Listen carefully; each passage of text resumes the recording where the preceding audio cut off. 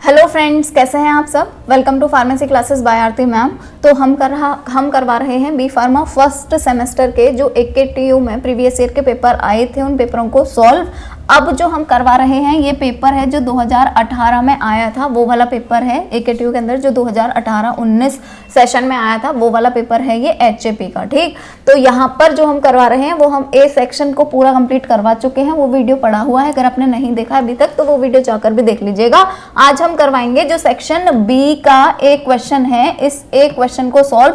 तो ये क्वेश्चन आया था, define haemostasis, explain in detail the process of blood coagulation with emphasis on extrinsic and intrinsic pathway along with the clotting factor। ठीक है, clotting factors के बारे में भी बताना है। तो बेसिकली यहाँ पर आपको क्या क्या बताना है, हीमोस्टेसिस का डेफिनेशन बताना है, ब्लड कोएगुलेशन का मैकेनिज्म बताना है जिसमें एक्सट्रिंसिक और इंट्रिंसिक दोनों पाथवे इंक्लूडेड होने चाहिए, और नेक्स्ट आपको बताना है क्लॉटिंग फैक्टर के बारे में। ठीक है, तो चलिए यहाँ पर हम जो हीमोस्टेसिस है सबसे पहले उसका डेफिनेशन लिख लेते हैं। तो देखिए हीमोस्टेसिस जो है ना, इसका डेफिनेशन इसके अंदर ही छुपा हुआ है। हीमोस्टेसिस दो वर्ड से मिलकर बना हुआ है, हीमो और स्टेसिस। ठीक है, अब इसमें से हीमो का मतलब क्या होता है, हीमो का मतलब आपको ऑलरेडी पता होगा, हीमो या हीम का मतलब होता है ब्लड, और स्टेसिस का मतलब होता है रुकना। ठीक है, रुकना, या फिर हम बोल सकते हैं प्रिवेंट होना या स्टॉप होना। ठीक है, प्रिवेंट होना या स्टॉप होना या रुकना।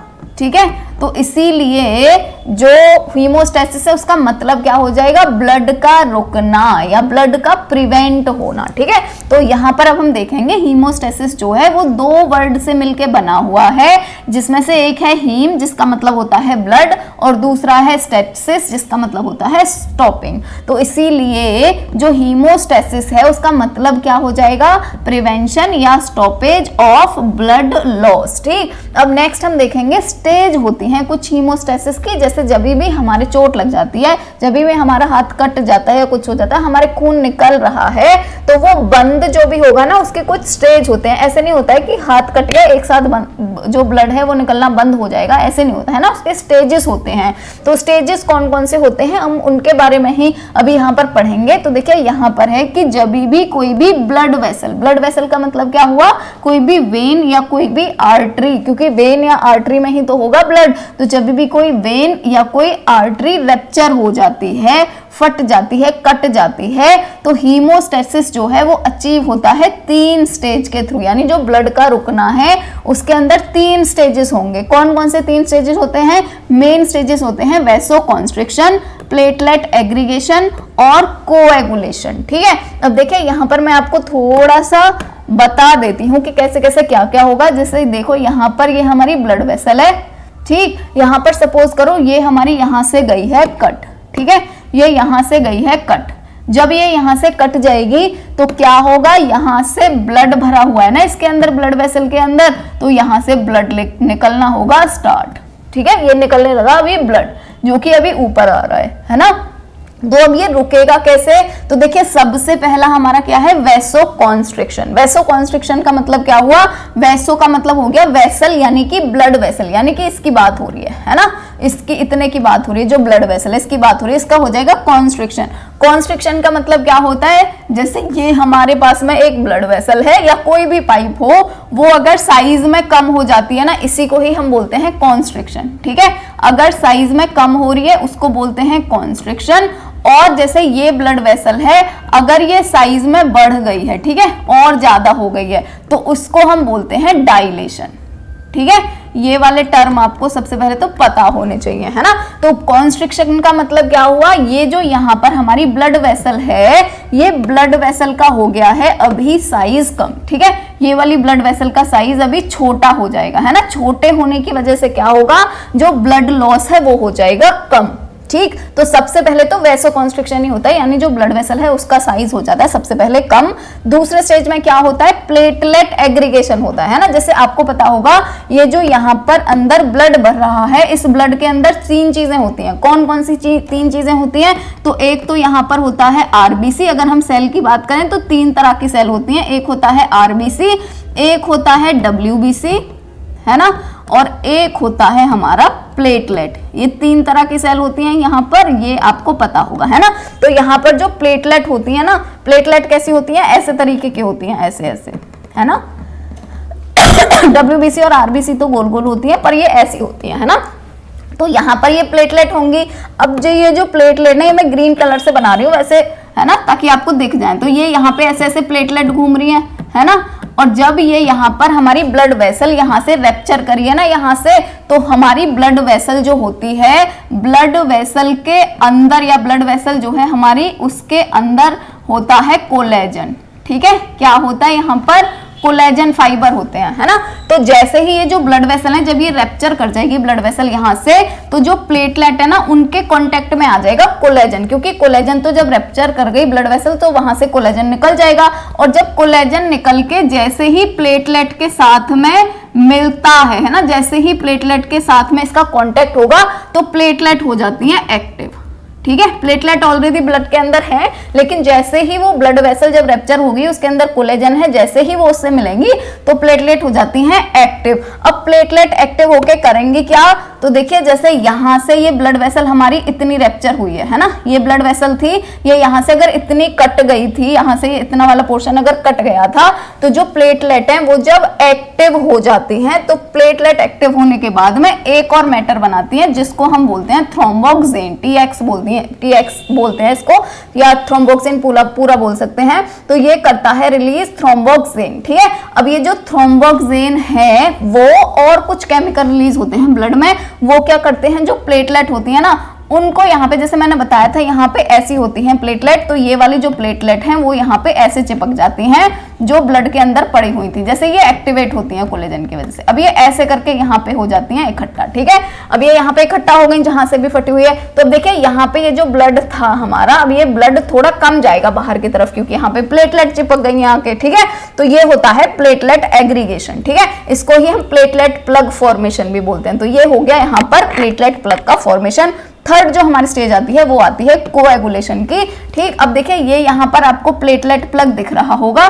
ये जो प्लेटलेट प्लग है ना, ये प्लेटलेट प्लग बहुत ज्यादा स्ट्रॉन्ग नहीं होता, और ये आपको दिख रहा होगा, इसके बीच बीच में जगह भी खाली है, तो वहां से भी ब्लड बाहर आ जाता है थोड़ा थोड़ा, है ना। तो इसीलिए अभी क्या जरूरी है, अभी जरूरी है ब्लड क्लॉट का बनना। अब बनेगा ब्लड क्लॉट। ठीक है, ब्लड क्लॉट कैसे बनता है, तो ब्लड क्लॉट के लिए मैं आपको यहाँ पर ऐसे बताती हूँ। सबसे पहले क्या होता है, आपको क्लॉटिंग फैक्टर्स जो हैं वो आप याद कर लेना, मैं ट्रिक बताऊंगी, कोई दिक्कत नहीं है, आराम से याद हो जाएंगे, है ना। तो सबसे पहले तो बहुत सारे क्लॉटिंग फैक्टर्स होते हैं। क्लॉटिंग फैक्टर एक्टिव होते होते होते होते होते होते फाइनली जितने भी क्लॉटिंग फैक्टर हैं उनको सबसे पहले तो प्रोथ्रोम्बिन एक्टिवेटर बोलते हैं, है ना। तो प्रोथ्रोम्बिन एक्टिवेटर जो हैं वो सबसे पहले बनते हैं, यानी कि क्लॉटिंग फैक्टर जो हैं वो इनएक्टिव फॉर्म में पड़े हुए हैं, वो सबसे पहले एक्टिव हो जाते हैं, यानी प्रोथ्रोम्बिन एक्टिवेटर जो है वो बन गए। ठीक है, ये बन गया सबसे पहले प्रोथ्रोम्बिन एक्टिवेटर। ठीक, ये प्रोथ्रोम्बिन एक्टिवेटर बन गया। अब ये प्रोथ्रोम्बिन एक्टिवेटर क्या करता है, ये प्रोथ्रोम्बिन एक्टिवेटर जो प्रोथ्रोम्बिन होता है ना, प्रोथ्रोम्बिन, उसको ये कन्वर्ट कर देता है सबसे पहले, उसको ये कन्वर्ट कर देता है सबसे पहले थ्रोम्बिन के अंदर। ठीक, किसके अंदर, थ्रोम्बिन के अंदर, थ्रोम्बिन। अब ये जो थ्रोम्बिन है ये क्या करेगा, तो थ्रोम्बिन क्या करता है, थ्रोम्बिन जो फाइब्रिनोजन होता है, फाइब्रिनोजन, उसको ये कन्वर्ट कर देता है फाइब्रिन में। ठीक है, अब ये जो फाइब्रिन है ना, इसी का ही जो मैं आपको यहाँ पे ऐसे बता रही थी, ये हमारी ब्लड वेसल है, यहाँ पर जो प्लेटलेट है वो ऐसे आके सेट हो गई हैं, है ना, ऐसे ऐसे करके थी, ये यहाँ पे आके ऐसे ऐसे सेट हो गई हैं। अब ये जो प्लेटलेट्स है ना, इन प्लेटलेट्स में आके, फाइब्रिन का मतलब क्या है, धागा। ठीक है, फाइब्रिन मतलब धागा, ऐसे समझ लो, प्रोटीन होती है ये, धागे धागे जैसी। अब ये जो फाइब्रिन है ना, ये फाइब्रिन ही आके यहाँ पे फाइबर्स की तरह, फाइबर होते हैं मतलब धागे होते हैं, और धागे की तरह पूरे में ऐसे ऐसे बिछ जाती है ना। तो अब देखो, अब क्या यहाँ से ब्लड जा सकता है बाहर, बिल्कुल भी नहीं जा सकता। तो तब ये फाइब्रिन आके जो हमारा यहाँ पर प्लेटलेट एग्रीगेशन हुआ था, जो प्लेटलेट का प्लग का फॉर्मेशन हुआ था, वहां पर आके फाइब्रिन के धागे ऐसे ऐसे अटैच हो जाते हैं, और यहीं पर हमारा जो ब्लड है उसका लॉस हो जाता है बंद, यानी हीमोस्टेसिस हो जाती है ना। तो मेन था हमारी ये चीज। अब हम इसी चीज को जो मैंने आपको बताया है, अगर आपको ये समझ आ गया है तो आगे मैं जो भी पढ़ाऊंगी आपके लिए बहुत ज्यादा इजी हो जाएगा, कोई दिक्कत वाली बात आएगी ही नहीं। ठीक है, बस आपको अगर इतना पता होगा तो। चलिए अब देखते हैं यहाँ पर, देखिए स्टेजेस जो है हीमोस्टेसिस की वो कौन कौन सी है। सबसे पहले वैसोकॉन्स्ट्रिक्शन होता है, फिर प्लेटलेट एग्रीगेशन होता है, यानी प्लेटलेट प्लग का फॉर्मेशन हो जाता है, जहां से भी जो ब्लड वेसल है वो रप्चर करी थी वहां पे प्लेटलेट प्लग बन जाता है, ठीक है। उसके बाद क्या होता है, कोएगुलेशन होता है ब्लड का, ब्लड क्लॉट बनता है। और कैसे बनता है, फाइनली फाइब्रिन बनाना है ना। अब फाइब्रिन कैसे बनता है, सबसे पहले प्रोथ्रोम्बिन एक्टिवेटर बनते हैं, फिर जो प्रोथ्रोम्बिन एक्टिवेटर हैं वो प्रोथ्रोम्बिन को थ्रोम्बिन में कन्वर्ट कर देते हैं, और फिर जो थ्रोम्बिन है वो फाइब्रिनोजन को फाइब्रिन में कन्वर्ट कर देता है, ठीक है। तो इतना ही है हमारा प्रोसेस। अब हम इसको पढ़ेंगे आगे। चलिए ये यहां पर है वैसोकॉन्स्ट्रिक्शन। सबसे पहले तो देखिए, जैसे ही इंजुरी होती है, जैसे ही कोई भी ब्लड वेसल रप्चर करता है, तो सबसे पहले जो ब्लड वेसल है वो कॉन्स्ट्रिक्ट कर जाती है ना, कॉन्स्ट्रिक्शन हो जाता है वहां पे। जैसे ही कॉन्स्ट्रिक्शन होगा तो जो ब्लड लॉस है वो डिक्रीज हो जाएगा, कम हो जाएगा वहां से ब्लड का निकलना, क्योंकि कॉन्स्ट्रिक्ट हो गया है ना। नेक्स्ट है कि प्लेटलेट जो है वो एक्टिवेट हो जाती है। कैसे एक्टिवेट होंगी, जब वो कोलेजन के लिए एक्सपोज होंगी। जैसे मैंने बताया था, जो ब्लड वेसल्स होती हैं उनके अंदर कोलेजन होता है, जैसे वो रप्चर करेंगे कोलेजन बाहर निकलेगा, और कोलेजन बाहर निकल के किससे मिलेगा, प्लेटलेट से मिलेगा। तो प्लेटलेट हो जाएंगे एक्टिव, और प्लेटलेट और यहाँ पर क्या रिलीज हो जाएगा, थ्रोम्बोक्सिन, जिसको मैं TX लिख रही थी, है ना। तो थ्रोम्बोक्सिन जो है वो भी रिलीज हो जाएगा, जिसकी वजह से प्लेटलेट एग्रीगेशन होगा, ठीक। तो अब नेक्स्ट हम सेकंड, हमारा जो स्टेज है वो कौन सा है, प्लेटलेट के एग्रीगेशन का। तो प्लेटलेट जो है वो एडहेयर हो जाती हैं एक्सपोज्ड कोलेजन फाइबर पे, है ना। जहां पर भी ये रप्चर हुई है ब्लड वेसल, यहाँ पे जो कोलेजन था ना, इस कोलेजन के पास आके जो भी प्लेटलेट्स है वो हो जाती हैं यहाँ पर अडहेयर, ठीक है। जैसे ही ये प्लेटलेट अडहेयर होंगी, कोलेजन फाइबर से मिली, ये हो जाएंगी एक्टिवेट, और फिर प्लेटलेट रिलीज करेंगे ADP यानी एडेनोसिन डाइफॉस्फेट और थ्रोम्बोक्सिन और कुछ अदर केमिकल्स, जो कि इन प्लेटलेट्स को स्टिक कर देंगे, यानी कि चिपका देंगे इस एरिया पे, ठीक है। अब ये चिपक जाएंगे इनकी वजह से, थ्रोम्बोक्सिन की वजह से, ADP की वजह से और कुछ केमिकल्स की वजह से। अब ये क्लम्प हो जाएंगे एक दूसरे के ऊपर, उसी को ही हम बोलते हैं प्लेटलेट प्लग, ठीक। अब ये जो प्लेटलेट प्लग है ये बहुत ज्यादा इफेक्टिव होता है प्रिवेंट करने के लिए ब्लड लॉस, है ना, क्योंकि यहाँ पर जल्दी से इतना ही काम कर दिया ना, तो यहाँ से अभी बहुत ज्यादा कम हो जाएगा ब्लड का बहना, पर अभी भी बहेगा, है ना। अगर ये नहीं बनता तो देखिए कितनी देर बाद बनेगा ना फाइब्रिन, तो तब तक तो बहुत सारा ब्लड लॉस हो जाएगा। तो इसीलिए ये ब्लड लॉस को प्रिवेंट करने में, उसको बचाने में बहुत ज्यादा हेल्पफुल होता है, ठीक। अब नेक्स्ट जो है हमारा स्टेज वो है कोएगुलेशन ऑफ ब्लड, यानी कि फाइब्रिन का बनना। कोएगुलेशन ऑफ ब्लड का सीधा मतलब समझ लो, फाइनली हमें क्या बनाना है, फाइब्रिन के धागे बनाने हैं, फाइब्रिन के थ्रेड बनाने हैं, है ना। तो इस प्रोसेस में क्या होता है, जो प्रोथ्रोम्बिन होता है वो कन्वर्ट होता है थ्रोम्बिन में, किससे, प्रोथ्रोम्बिन एक्टिवेटर से, ठीक है। अब ये जो फाइब्रिनोजन है ये कन्वर्ट होता है फाइब्रिन में, किसकी प्रेजेंस में, जो यहाँ पर ये थ्रोम्बिन बना है इसकी प्रेजेंस में, ठीक। अब जो फाइब्रिन के थ्रेड हैं वो अटैच हो जाते हैं इस लूज, यहाँ पर जो फाइब्रिन का थ्रेड है वो मैं चलो डिफरेंट कलर से बना देती हूँ। जैसे फाइब्रिन के थ्रेड आएंगे और यहाँ पे ऐसे करके अडहेयर हो जाएंगे, ठीक है। तो जो फाइब्रिन के थ्रेड है वो जो है वो हो जाते हैं अटैच, यहाँ पर आके जो प्लेटलेट प्लग बना था वहां आके, जो कि ब्लॉक कर देते हैं रप्चर्ड पार्ट को और प्रिवेंट कर देते हैं फर्दर ब्लड लॉस को कंप्लीटली, ठीक है। कंप्लीटली ब्लड लॉस जो है वो हो जाता है बंद। अब जो नेक्स्ट है यहाँ पर ये प्रोसेस है ब्लड कोएगुलेशन का, जो मैं आपको बता रही थी। देखिए सबसे पहले क्या होगा, दो पाथवे होते हैं, जैसे आपके क्वेश्चन में भी पूछा गया था, इंट्रिंसिक और एक्सट्रिंसिक, दो पाथवे पूछे थे, ठीक है। तो देखिए एक्सट्रिंसिक और इंट्रिंसिक दोनों पाथवे में कोई ज्यादा डिफरेंस नहीं है। इंट्रिंसिक पाथवे का मतलब क्या हो रहा है, जो ब्लड के अंदर से ही जो प्रोथ्रोम्बिन है वो थ्रोम्बिन में कन्वर्ट हो रहा है ना, ब्लड के अंदर ही एक्टिवेशन अगर हो रहा है। और एक्सट्रिंसिक पाथवे का मतलब होता है टिश्यू के रैप्चर होने की वजह से, ठीक है, ये ब्लड की वजह से और ये टिश्यू की वजह से। एक्सट्रिंसिक का मतलब क्या है, ब्लड के बाहर, और इंट्रिंसिक का मतलब क्या है, ब्लड के अंदर। बस इतनी सी चीज है ना। ब्लड को याद रखो, इंट्रिंसिक, इन का मतलब क्या होता है, अंदर। तो जो ब्लड के अंदर ही जो प्रोथ्रोम्बिन थ्रोम्बिन में कन्वर्ट हो रहा है उसको हम बोलेंगे इंट्रिंसिक पाथवे। एक्सट्रिंसिक जो टिश्यू की वजह से हो रहा है, यानी ब्लड की वजह से नहीं हो रहा है, ब्लड के बाहर से जो एक्टिव हो रहा है उसको हम बोलेंगे एक्सट्रिंसिक पाथवे, ठीक। इतनी चीज याद रखनी है। अब इसके बाद में आप यहाँ पर देखेंगे आपको ये याद कैसे रखना है, देखो ऐसे याद रखना है। सबसे पहले आपको याद रखना है 12 पे उल्टा जाएंगे, अगर उल्टी गिनती करेंगे तो 12 के बाद आता है 11 के बाद आपको क्या लिखना है, 9 10, ठीक है, 10-9 नहीं लिखना है, 9-10 लिखना है ना। वैसे तो उल्टा करते तो 12-11-10-9 आना चाहिए था, पर आपको याद रखना है 12-11-9-10 ऐसे करके याद रखना है, ठीक है। तो यहाँ पर आप देखेंगे सबसे पहले कि यहाँ पर क्या है, जो 12वां फैक्टर है ब्लड क्लॉटिंग फैक्टर, वो सबसे पहले 12A में कन्वर्ट होता है। ये जो A है इसका मतलब क्या है, हर जगह एक्टिव, ठीक है। ब्लड के अंदर जितने भी क्लॉटिंग फैक्टर हैं वो सारे के सारे होते हैं, बस वो एक्टिव नहीं होते हैं। जैसे ही हमारी चोट लगती है तो वो सारे के सारे एक्टिव होते जाते हैं ना। जैसे सबसे पहले जो 12वां फैक्टर है वो एक्टिव हो रहा है, ये हो गया अभी एक्टिव, ठीक है। ये एक्टिव होने के बाद में जो 12वां एक्टिव होता है तो ये क्या करता है, 11वें को भी एक्टिव कर देता है। अब ये 11वां फैक्टर एक्टिव हो गया, 11वां एक्टिव फैक्टर क्या करेगा, 9 को एक्टिव कर देगा। ये 9th फैक्टर एक्टिव हो गया, 9th किसको करेगा, 10th को एक्टिव कर देगा, ठीक है। तो जैसे मैंने बताया था 12 याद करना है, फिर 11 याद करना है, फिर 9 याद करना है और फिर आपको 10 याद करना है, ठीक है। 12, 11, 9, 10 ऐसे करके ये आपको याद करने हैं। तो ये हो गया इतना काम। इसके बाद में हमें क्या याद रखना है, एक्सट्रिंसिक पाथवे। एक्सट्रिंसिक पाथवे में केवल आपको एक ही याद करना है, 7, ठीक है। 7 यानी कि यहाँ पर कौन सा फैक्टर लगता है, 7वां फैक्टर लगता है ना। तो 7वां फैक्टर जो है वो कन्वर्ट हो जाता है 7वें एक्टिव में। अब ये आके यहाँ पर क्या करेगा, ये 7वां भी 10 वाले को 10 एक्टिव में कन्वर्ट कर देता है। अब ये यहाँ पे 10 वाला जैसे ही आके करेगा तो इसके बाद में क्या होगा, देखिए ये जो 10वां फैक्टर होता है, ये 10वां फैक्टर ही प्रोथ्रोम्बिन को थ्रोम्बिन में कन्वर्ट करता है ना। जैसे मैं बता रही थी यहाँ पे ये सारे के सारे कौन से हो गए, ये हो गए प्रोथ्रोम्बिन एक्टिवेटर, जो हमारी फर्स्ट स्टेज थी, ठीक है। Prothrombin activator. अब प्रोथ्रोम्बिन एक्टिवेटर बनेंगे सबसे पहले, ये बन गए।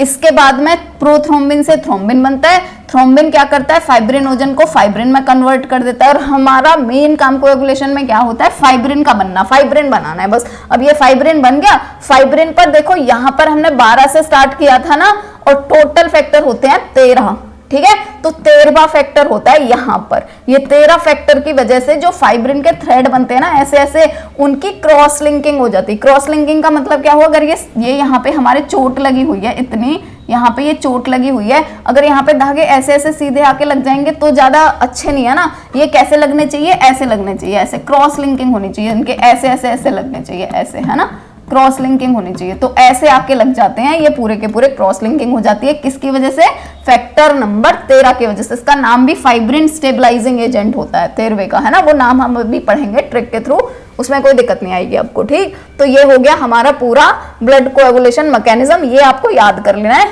ये आपको जरूर बना के आना है एग्जाम के अंदर, है ना। चलिए नेक्स्ट अब शिफ्ट होते हैं। तो जो नेक्स्ट है वो है blood coagulation occurs in 3 stage. जो अभी हमने ऊपर पढ़े हैं वो ये वही तीनों के तीनों स्टेज हैं। सबसे पहले क्या होता है, प्रोथ्रोम्बिन एक्टिवेटर बनते हैं ना, वही 12, फिर 11, फिर 9 और फिर 10, ठीक है। यही आपको याद रखना है। और अगर एक्सट्रिंसिक में देखें तो 7वें एक्टिव में बनता है, इतना याद रखना है आपको, ठीक है। तो यहाँ पर सेकंड में होता है conversion of prothrombin to thrombin, और थर्ड में होता है conversion of fibrinogen to fibrin, ठीक। अब हम एक एक करके इन तीनों को पढ़ेंगे। सबसे पहले फॉर्मेशन ऑफ प्रोथ्रोम्बिन एक्टिवेटर, है ना, यानी जितने भी ये क्लॉटिंग फैक्टर थे ये एक्टिव में कन्वर्ट होते हैं। तो यहाँ पर जो ब्लड क्लॉटिंग है वो इनिशिएट होती है फॉर्मेशन ऑफ सब्सटेंस, जिनको हम प्रोथ्रोम्बिन एक्टिवेटर्स बोलते हैं, जो कि कन्वर्ट कर देते हैं प्रोथ्रोम्बिन को थ्रोम्बिन के अंदर, ठीक। यहाँ पर है फिर फॉर्मेशन जो है प्रोथ्रोम्बिन एक्टिवेटर की, वो 2 पाथवे के थ्रू होती है ना। कौन से 2 पाथवे हैं, एक इंट्रिंसिक पाथवे और एक एक्सट्रिंसिक पाथवे, ठीक है, जो मैं बता रही थी आपको। इंट्रिंसिक पाथवे के अंदर क्या होता है, जो फॉर्मेशन होता है प्रोथ्रोम्बिन एक्टिवेटर का, यानी ये जितने भी क्लॉटिंग फैक्टर्स थे ये जो बनते हैं ये किसकी वजह से बनते हैं, प्लेटलेट की वजह से, ठीक है। और प्लेटलेट कहाँ पे होंगी, ब्लड के अंदर। इसीलिए मैं बोल रही थी अगर ब्लड के अंदर ही ये एक्टिवेट हो रहे हैं, सारे के सारे प्रोथ्रोम्बिन एक्टिवेटर बन रहे हैं, मतलब इंट्रिंसिक, और अगर ब्लड के बाहर बन रहे हैं मतलब एक्सट्रिंसिक, ठीक। तो नेक्स्ट है हमारा एक्सट्रिंसिक पाथवे। इस पाथवे के अंदर क्या होता है, जो प्रोथ्रोम्बिन एक्टिवेटर होते हैं वो टिश्यू थ्रोम्बोप्लास्टिन की वजह से बनते हैं, यानी टिश्यू जब रप्चर हो जाता है तो टिश्यू में से बनते हैं, इसीलिए इसको हम क्या बोलते हैं, एक्सट्रिंसिक पाथवे। नेक्स्ट जो है वो है कन्वर्जन, अभी होगा प्रोथ्रोम्बिन का थ्रोम्बिन में। जितने भी प्रोथ्रोम्बिन एक्टिवेटर थे वो बन गए थे, यानी ये जितने भी फैक्टर्स थे ये बन गए थे। अब ये फैक्टर जैसे ही 10वां फैक्टर बन जाता है, ये क्या करता है, ये प्रोथ्रोम्बिन को थ्रोम्बिन में कन्वर्ट कर रहा था ना, है ना, प्रोथ्रोम्बिन को ये कर रहा था थ्रोम्बिन में कन्वर्ट। तो अभी प्रोथ्रोम्बिन किस में कन्वर्ट हो जाएगा, थ्रोम्बिन में, ठीक है। ये जो एक्सट्रिंसिक और इंट्रिंसिक पाथवे दोनों के थ्रू जो बने हैं प्रोथ्रोम्बिन एक्टिवेटर, ये कन्वर्ट कर देते हैं प्रोथ्रोम्बिन को थ्रोम्बिन में, किसकी प्रेजेंस में, फैक्टर 5 की प्रेजेंट में। नेक्स्ट है कि एक बार जब थ्रोम्बिन इनिशिएट कर देता है फॉर्मेशन तो बहुत सारे थ्रोम्बिन के मॉलिक्यूल बन जाते हैं, यानी एक बार अगर थ्रोम्बिन बनना स्टार्ट हो गया तो फिर तो थ्रोम्बिन के लगातार बनते ही जाते हैं।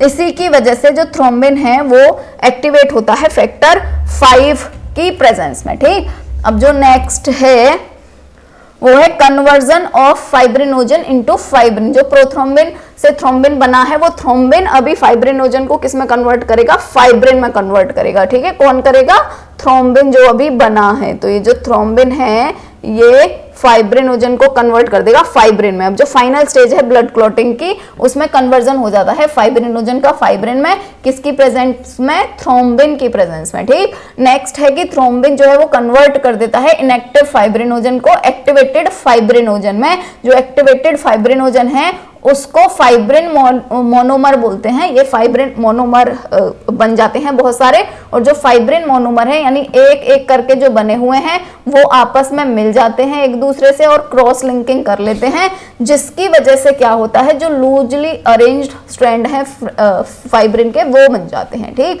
और वो जाके जो प्लेटलेट का एग्रीगेशन हुआ है वहां जाके चिपक जाते हैं और हमारा जो ब्लड है वो पूरी तरह से कंप्लीटली प्रिवेंट हो जाता है, बंद हो जाता है, स्टॉप हो जाता है। ठीक, अब देखिए ये जो हमारा ब्लड कोएगुलेशन वाला था ये खत्म हो चुका है। अब हम नेक्स्ट यहाँ पे, क्योंकि क्लॉटिंग फैक्टर्स के बारे में भी पूछा गया है, तो यहाँ पर क्लॉटिंग फैक्टर्स याद करेंगे। क्लॉटिंग फैक्टर याद करने के लिए ये ट्रिक है, निमोनिक है, ये इसके थ्रू आप याद करेंगे, आपको कोई दिक्कत नहीं आएगी। देखिए आपको क्या याद रखना है, फ्रेशर पार्टी टुनाइट, यानी कि आज फ्रेशर पार्टी है।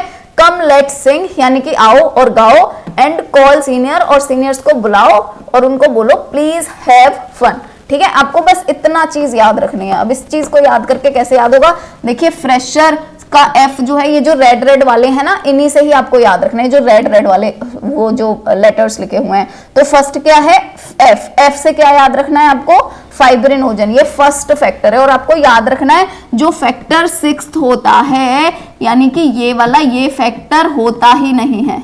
ठीक है, आपको यहाँ पर दिख रहा होगा, ये यहाँ पर 5 लिख रहा है और 5 के बाद सीधा 7th है, यानी 6th फैक्टर होता नहीं है ना। ये आपको याद रखना है, गलती से भी 6 नहीं लिख के आना है। जो भी आपकी कॉपी चेक करेगा सबसे पहले वो आपकी कॉपी में देखेगा कि आपने 6 लिखा है या नहीं लिखा है ना, कि आपको पता भी है या नहीं है। इसीलिए 6th फैक्टर आपको लिखना ही नहीं है ना। तो एफ से हो गया फाइब्रिनोजन, पी से हो गया प्रोथ्रोम्बिन।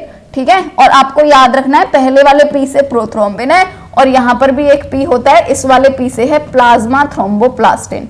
ठीक है, ये आपको याद रखना है। टी से क्या हो गया, तो टी से हो गया थ्रोम्बोप्लास्टिन, फिर सी से हो गया कैल्शियम आयन, और सी भी 2 होते हैं, एक सी ये रहा और एक सी ये रहा। तो एक सी से, फर्स्ट वाले सी से आपको लिखना है कैल्शियम आयन, और दूसरे वाला जो सी है उससे आपको लिखना है क्रिसमस फैक्टर। ठीक है, तो पहले कैल्शियम आयन और फिर क्रिसमस फैक्टर। नेक्स्ट है एल। एल फॉर पहले लिखना है लेबाइल फैक्टर, और जो एल है उसका लिखने के बाद में आपको जाना है एस पे। जो एस है वो भी 2 होते हैं, तो फर्स्ट एस से आपको लिखना है स्टेबल फैक्टर और सेकेंड एस से आपको लिखना है स्टुअर्ट फैक्टर। ठीक है, 10th वाला होता है स्टुअर्ट फैक्टर। फिर उसके बाद में ए से आपको याद रखना है एंटी हीमोफिलिक फैक्टर, H से आपको लिखना है हेजमैन फैक्टर, और F से आपको लिखना है फाइब्रिन स्टेबलाइजिंग फैक्टर, जो कि 13 होता है, जो सबसे लास्ट में था। फाइब्रिन के जब थ्रेड बन जाते हैं उनको स्टेबल करने के लिए, उनके पॉलीमर बनाने के लिए फाइब्रिन स्टेबलाइजिंग फैक्टर की जरूरत पड़ती है, जो कि 13वां फैक्टर होता है ना। तो आप यहाँ पर देखेंगे ब्लड क्लॉटिंग फैक्टर पूछे जाए कितने होते हैं, तो 13 होते हैं, हमें ये बताना होता है। पर अगर हम इनको काउंट करेंगे तो ये कितने बैठेंगे, 12 बैठेंगे। क्यों बैठेंगे, क्योंकि छठा फैक्टर होता नहीं है ना, 5th के बाद सीधा हम 7th फैक्टर लिखते हैं। तो वहां पर अगर आपसे 2 नंबर में भी पूछ लिया जा सकता है कि 10th फैक्टर का नाम बताओ, है ना, सेकंड ब्लड क्लॉटिंग फैक्टर का नाम बताओ, तो आपको इस तरीके से याद कर लेना है, तो आप इनको भूलेंगे नहीं, आपको आसानी से याद हो जाएंगे। आई होप आपको वीडियो पसंद आया होगा। पसंद आया है लाइक जरूर करिएगा, अपने दोस्तों के साथ शेयर जरूर करिएगा। चैनल पर पहली बार आए हैं या अगर आपने सब्सक्राइब नहीं भी किया है तो सब्सक्राइब कर लीजिएगा। Lastly thank you. चलिए मिलते हैं नेक्स्ट वीडियो में।